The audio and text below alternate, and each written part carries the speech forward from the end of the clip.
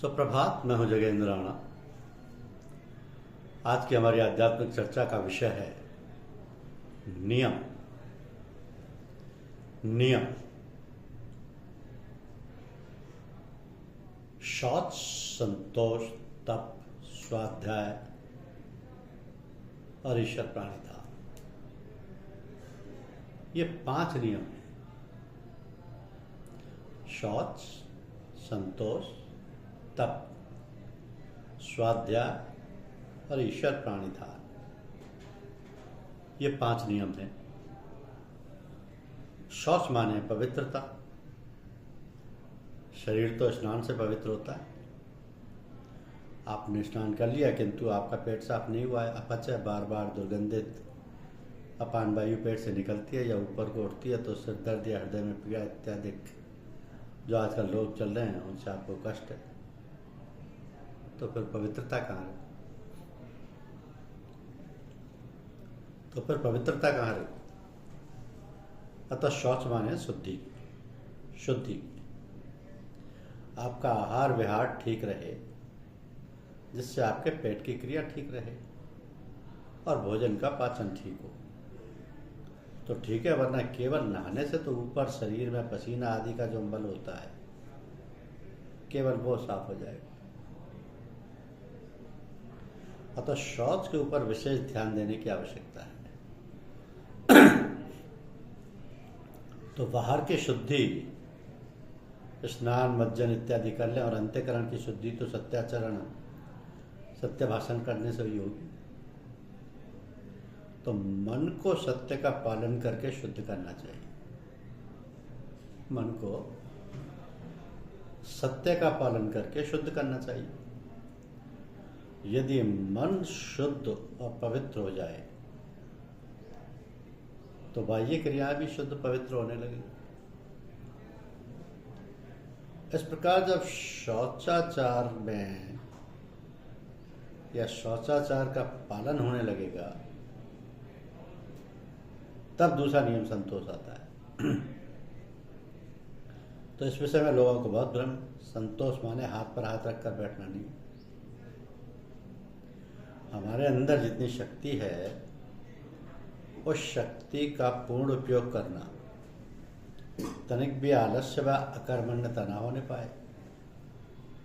उसके बाद जो भी हमें शारीरिक श्रम, नौकरी चाकरी से प्राप्त हो या व्यापार इत्यादि जो भी हम अपने और अपने बाल बच्चों के पालन पोषण के लिए प्रयत्न करते हैं, खेती, व्यापार, नौकरी आदि, उसमें जो प्राप्त हो उससे प्रसन्न रहना चाहिए,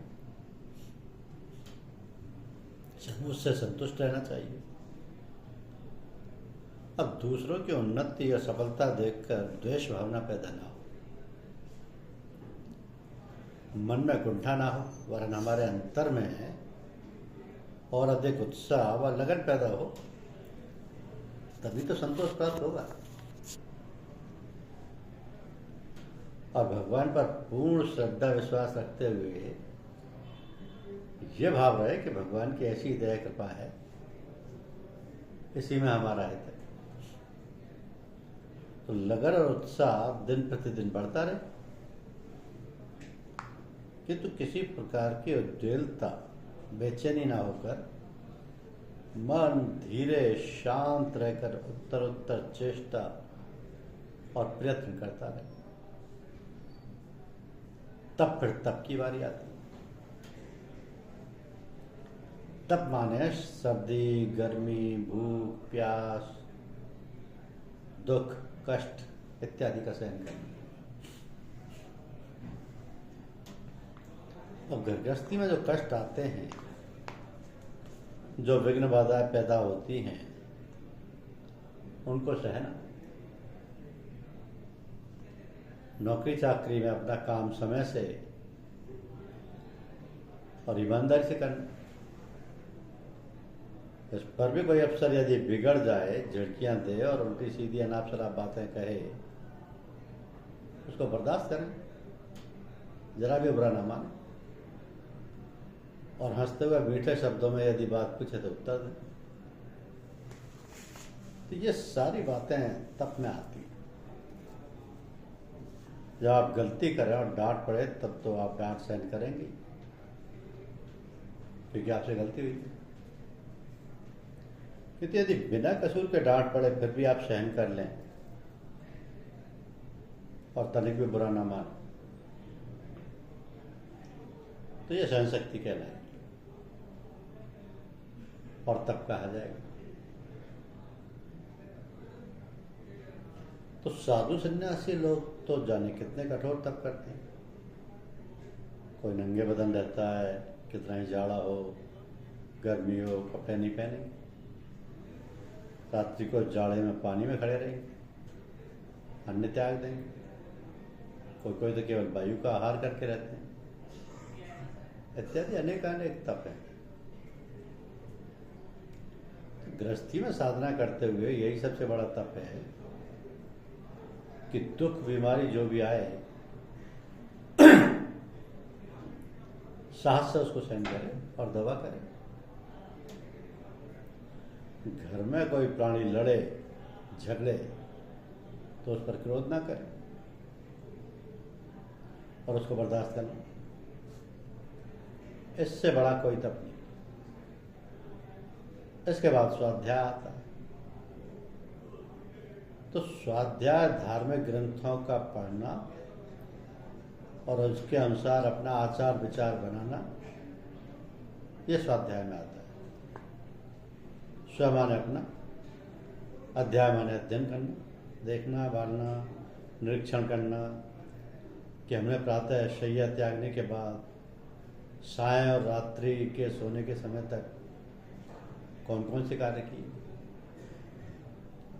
जो शुभ कार्य किए उसके लिए भगवान को धन्यवाद और प्रार्थना करना कि प्रभु ये शुभ कार्य तो तेरी दया कृपा से हुए, हमें इतनी सामर्थ्य का, और जो बुरे कार्य हुए हों उनके लिए क्षमा मांगना, रोना गिड़गिड़ाना कि हे प्रभु ये हमारी निर्बलता है, हमें इतनी बुद्धि और शक्ति सामर्थ्य नहीं कि इन अपराधों से बच सके,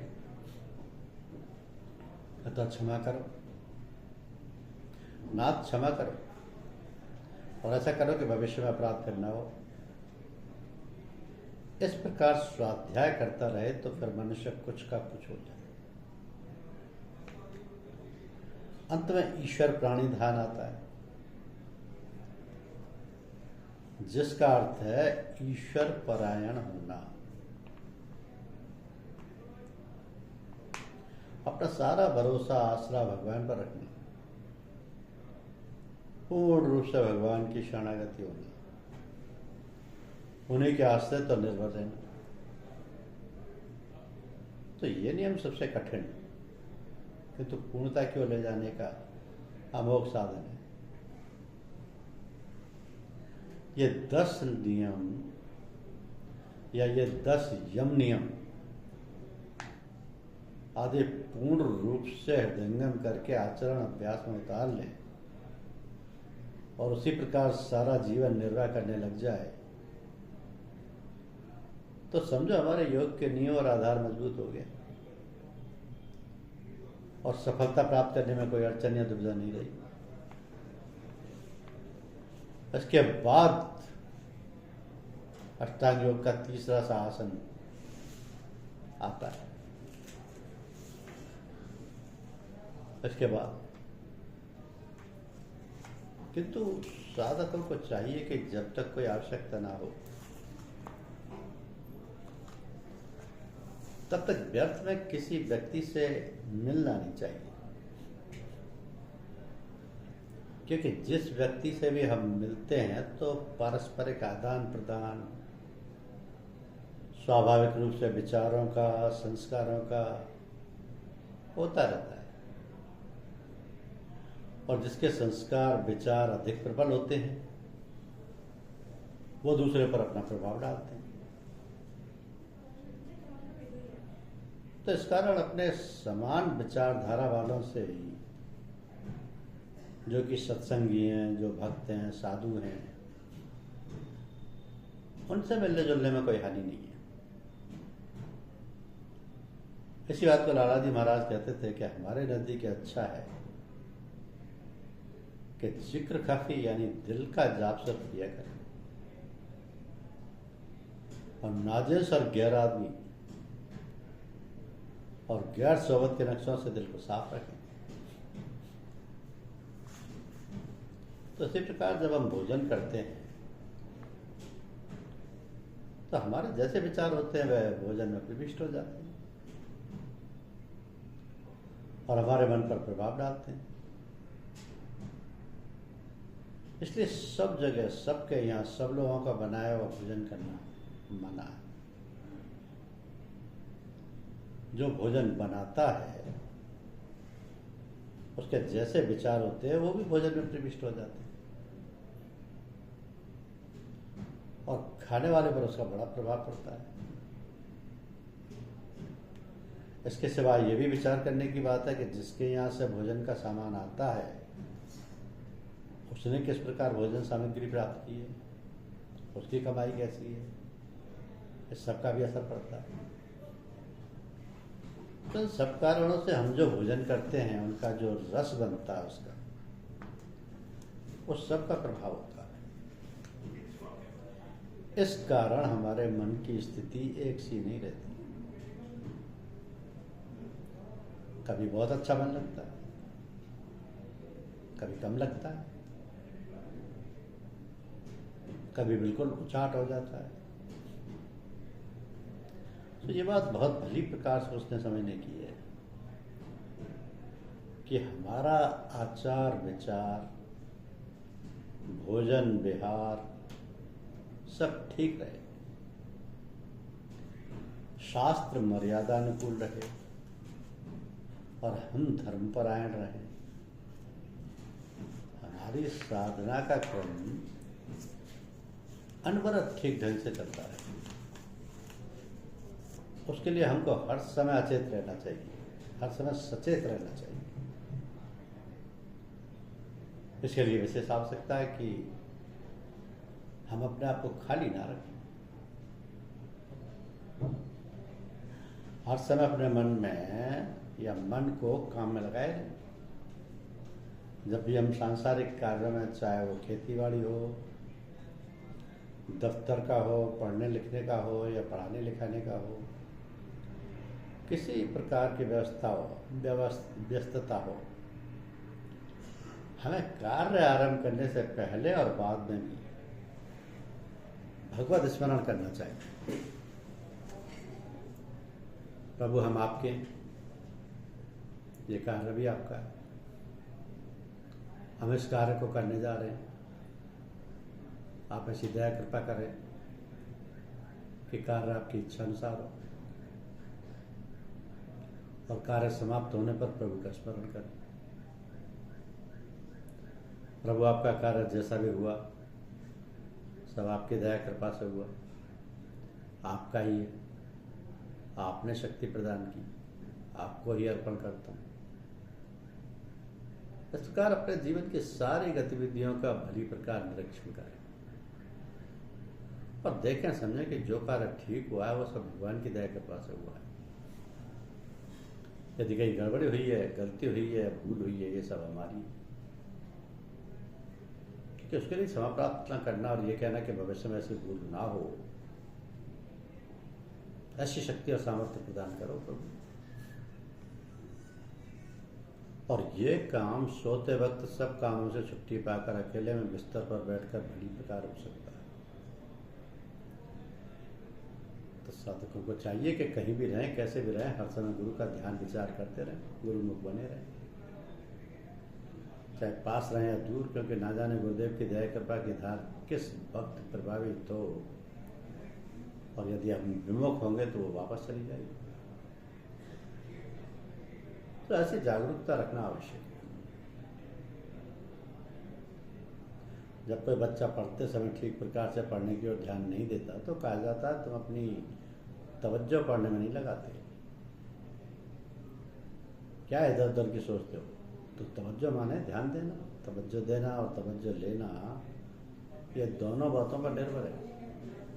गुरुदेव का ध्यान हमारी ओर है तो ध्यान की धार हमारी ओर प्रवाहित तो करा रही है, और यदि हमारा ध्यान और हमारी तवज्जो उन्हीं की ओर है, तो वो तवज्जो ख्याल की धार अथवा आत्मधार का हो हमारे हृदय में पूर्ण रूप से असर कर जाएगी, हम उसे ग्रहण कर लेंगे। यदि हम गाफिल हुए, हमारा ख्याल हमारी तवज्जो इधर उधर हुई, तो वह धार तवज्जो वापस चली जाएगी। इसलिए साधक को हर समय सावधान रहना चाहिए। गुरु की तरफ ख्याल, ध्यान, तवज्जो लगाए रहना चाहिए। जब हम गुरु के पास जाते हैं तो वहाँ पर जब तक हो सके हमें गुरु के पास रहना चाहिए। गुरुदेव के सन्मुख रहने का ये भी अर्थ है कि हम गुरु के पास जाकर बिना उनकी आज्ञा के कहीं नहीं जाएं और देखते रहें कि उन्हें किस बात की आवश्यकता है। इसके लिए हम तत्पर रहें। लोग जाते हैं गुरु के पास तो कोई अखबार पढ़ते हैं, कोई किताब पढ़ने लगते हैं, कोई इधर उधर की गपशप में लग जाते हैं और हमारी तवज्जो गुरु की ओर नहीं रहती। तो जैसे पास वैसे दूर रहकर भी हम ख्याल से, ध्यान से पास रह सकते हैं और पास रहकर भी उधर के ख्याल, घर के ख्याल रखकर दूर रह सकते हैं। तो जहाँ प्रेम होता है वहाँ दूरी नहीं होती, प्रेम में आकर्षण होता है, कशिश होती है, जिससे हम दूर बैठे बैठे अपने विचारों द्वारा, तवज्जो द्वारा एक दूसरे से विचारों का आदान प्रदान कर सकते हैं और करते हैं। जाने अनजाने भी स्वाभाविक है कि जब हम दूर देशों में होते हैं और हमारा कोई सगा संबंधी, जैसे लड़का, बीवी, माता पिता, मित्र संबंधी, जिससे हमारी घनिष्ठता होती है, बीमार या परेशान होता है तो उसकी खटक हमारे दिल पर होती है और हम सोचने लगते हैं कि क्या बात है, कोई बीमार तो नहीं, कोई ऐसी बात तो नहीं हो गई कि एक आध दिन में चिट्ठी पत्री या तार आ जाता है। तो ये सब स्वाभाविक हुआ करता है। जिनके दिल दिमाग स्वस्थ, निर्मल है, शांत हैं, उन्हें उस व्यक्ति का जो बीमार परेशान है, आपको याद कर रहा है, उसकी शकल सूरत भी सामने आ जाती है और ऐसा होना प्राय देखा जाता है। तवज्जो और सम्मोहन में बहुत अंतर है। सम्मोहन की क्रिया में तो लोग ऐसे लोगों पर अपना प्रभाव डालते हैं जिनके हृदय और मन की शक्ति उनसे निर्भर होती है, और सम्मोहन करते इसलिए हैं कि उन्हें अपनी इच्छा अनुसार उनसे कुछ कहलवाना या काम लेना। तो तवज्जो या आत्मधार तो आपको शांति, आनंद और हृदय की सफाई और मन को शुद्ध करने के लिए थी। ये नहीं भूलना चाहिए कि गुरु या महापुरुष लोग अपनी तवज्जो, सूरत धार या कहीं आत्मधार हमेशा लोगों को लाभ पहुंचाने और उनकी शुद्धि करने के लिए, उनका हृदय परमात्मा की ओर उन्मुख करने के लिए करते हैं, जबकि सम्मोहन क्रिया सांसारिक लाभ और अपनी कार्य सिद्धि के लिए की जाती है। तो गीता के दूसरे अध्याय के अंत में कुछ श्लोकों में बताया है कि जब अर्जुन ने पूछा कि जो आत्म साक्षात्कार कर चुके हैं या जो स्थित प्रज्ञ हैं, उनके लक्षण क्या हैं, क्योंकि आप तो सबके अंतर के जानते हैं, त्रिकालदर्शी, किंतु हम जैसे साधारण आदमी कैसे जाने कि जो स्थित प्रज्ञ कैसे बैठता है, कैसे सोचता है। ये सब भली प्रकार गीता में समझाया गया, इसको समझना चाहिए। धन्यवाद।